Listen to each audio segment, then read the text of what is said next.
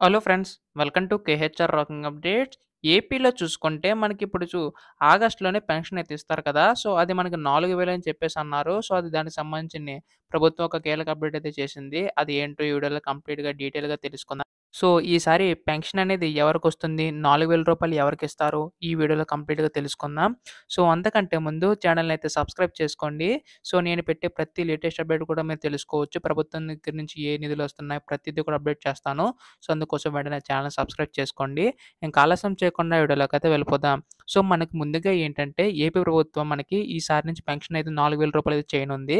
అయితే దీనికి కొంతమంది అర్హులైతే ఉన్నారు. సో, అదెవరు? అండ్ అలాగే 6000 కూడా ఇస్తారు. అది ఏంటో తెలుసుకుందాం. సో, మీరిక్కడ చూసుకుంటే మనకి 3000-4000 పెంపు అని చెప్పేసుంది. సో, ఏప్రిల్ నుంచి 24 నుంచి అమలని చెప్పేసన్నారు. ఆల్రెడీ మనకి చూసుకుంటే రూ. 7000 అయితే ఇచ్చారు. అయితే ఈసారి రూ. 4000 ఇస్తామన్నారు. ఇది కూడా మనకి ముందు రూ. 7000 ఎలాగ ఇచ్చారో అలాగే ఈసారి కూడా ప్రతి నెల కూడా ఇస్తామని చెప్పడం అయితే జరిగింది.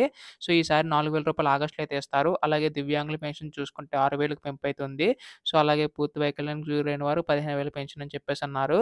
సో, ఏమైనా సమస్యలుంటే మాత్రం 10,000 పెన్షన్ ఉందని చెప్పేసి చెప్పడం అయితే జరిగింది. సో, ఈ విధంగా మనకి లేటెస్ట్ అప్డేట్ రావడం అయితే జరిగింది. సో, పెన్షన్ అనేది మనకి ఈ నెల ఆగస్ట్ నుంచి అయితే మనకి రూ. 4000 అయితే ఇవ్వడం అయితే జరుగుద్ది. సో, ఎవరెవరు అర్హులో మీ అందరికి కూడా అర్థమైంది అనుకుంటున్నాను. సో, ఇటువంటి అప్డేట్స్ అన్నీ కూడా మిస్ కాకుండా వెంటనే తెలుసుకోవాలనుకుంటే ఛానెల్‌ని సబ్స్క్రైబ్ చేసుకోండి. So, thanks for watching guys. By by now.